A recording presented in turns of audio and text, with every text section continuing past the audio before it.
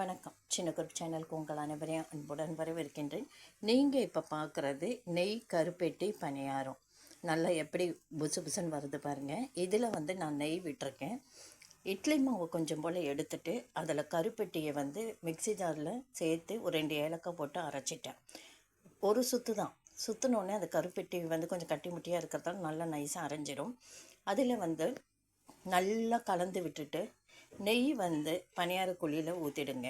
ஊற்றிட்டு அடுப்பு சிம்மில் வச்சு மாவு பணியார குழியில் ஊற்றி அப்படியே மூடி வச்சிட்டோம்னா நல்லா பொன்னிறமாக வந்துடும்.